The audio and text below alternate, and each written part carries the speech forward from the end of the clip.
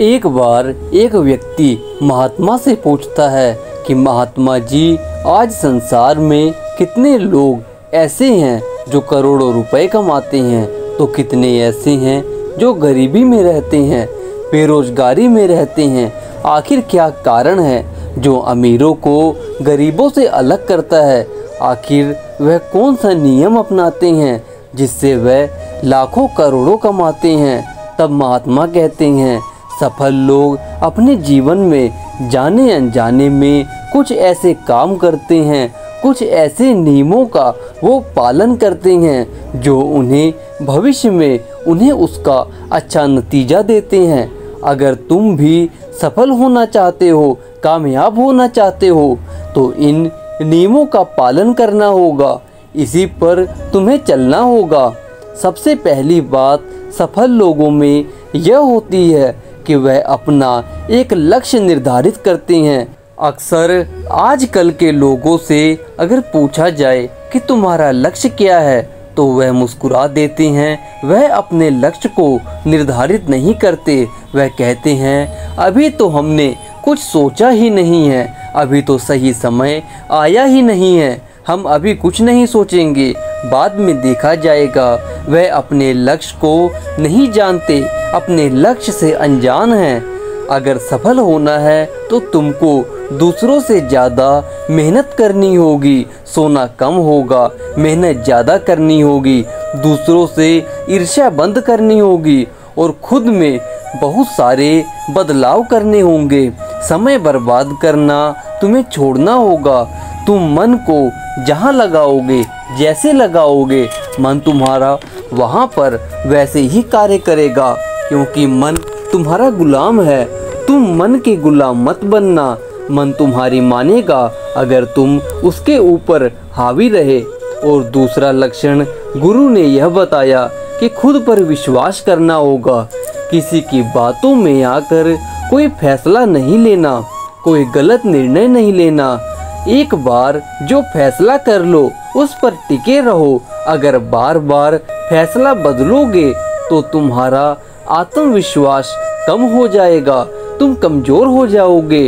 इन अपने लक्ष्य से भटक सकते हो, अपने मार्ग से भटक सकते हो। इसलिए अगर देखा जाए, जो सफल लोग होते हैं वह अपने आप पर, अपने काम पर और अपने आसपास के लोगों से पूरा मिलकर रहते हैं, उन पर भरोसा रखते हैं और उनकी बातों को मानते हैं। और नंबर 3, सकारात्मक सोचो। नकारात्मक लोगों से दूर रहो, नकारात्मक विचारों से बचो। जो लोग सकारात्मक होते हैं वह अपना समय अच्छे से बिताते हैं। उन्हें मालूम होता है कि मेरा समय कहाँ पर व्यतीत होगा, इतने बजे मुझे यह काम करना है। वह अपने आप को समय बर्बाद करने में नहीं लगाते, बल्कि उस फालतू के समय में वह किताबें पढ़ते हैं, ज्ञान अर्जित करते हैं और लोगों से अलग दिखते हैं। यही कारण है कि सफल लोग ऊर्जावान होते हैं और नकारात्मक लोगों से दूर रहते हैं और उनकी सोच हमेशा सकारात्मक होती है। और गुरु ने चौथी बात हमें यह बताई कि हमें हमेशा आत्म संयम रखना होगा, हमें घबराना नहीं है। यह मत सोचो कि आज मैं यह काम कर रहा हूँ, इसका नतीजा व फल मुझे आज मिलेगा या नहीं मिलेगा। तुम शांत रहो, संयम रखो, क्योंकि जब कोई वृक्ष को तैयार किया जाता है या जब वह बड़ा होता है तो उसे कम से कम 5 या 7 वर्ष तो लगते ही हैं।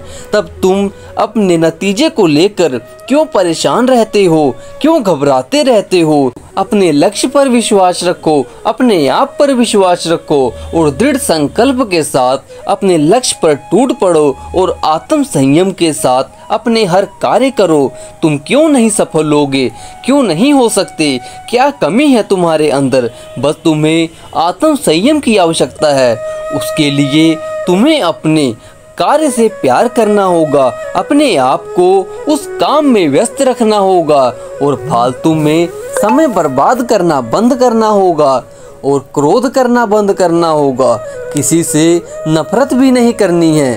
और 5वीं बात महात्मा ने यह बताई कि पैसे बचाओ, पैसे कमाओ, क्योंकि आजकल देखा जाए लोग पैसे तो कमाते हैं पर उन्हें उन पैसों की कद्र नहीं होती, वह पैसों की बचत नहीं कर पाते, वह अपना समय और धन फालतू में गंवाते रहते हैं, क्योंकि समय धन से ज़्यादा कीमती है। आज लोगों के पास थोड़ा सा पैसा क्या आ जाए वह फालतू के खर्चे शुरू कर देते हैं।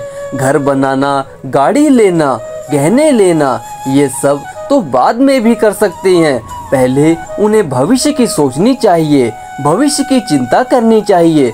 वह अपने धन को पानी की तरह बहाने लगते हैं और बाद में जब धन खत्म होने लगता है तब उन्हें पछतावा होता है। तब वह अपनी पिछली गलतियों के बारे में सोच सोच कर अपने आप को कोसने लगते हैं, जो कि गलत है। इसलिए पहले ही सावधान हो जाओ, अपने पैसे बचाओ, क्योंकि आज तुम पैसों की रक्षा करोगे तो कल पैसे तुम्हारी रक्षा करेंगे।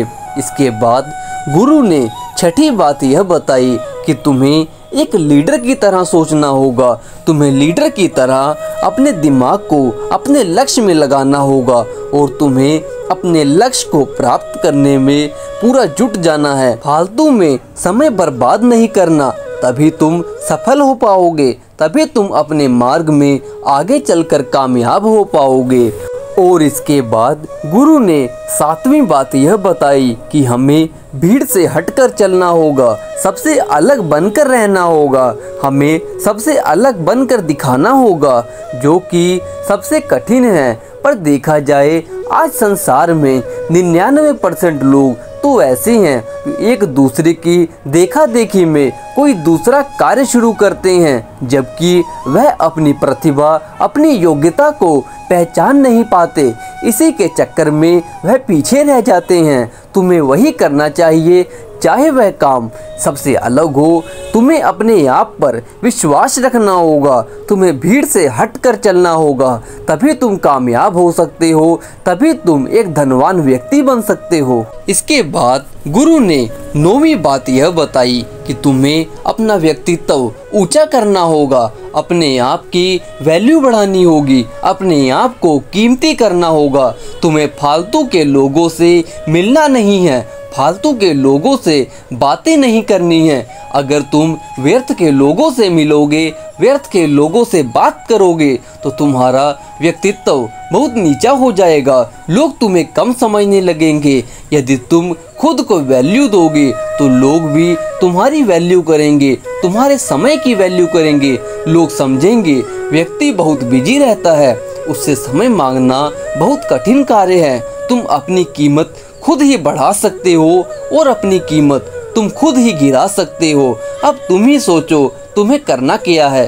अगर तुम्हें धनवान बनना है, अमीर बनना है तो इन लक्षणों, इन निर्देशों का पालन करना होगा, तभी जाकर तुम अपने मार्ग में सफलता प्राप्त कर सकते हो, इस गरीबी की जंजीरों को काट सकते हो और अपने आप को इस संसार में, इस समाज में सबसे अलग दिखा सकते हो।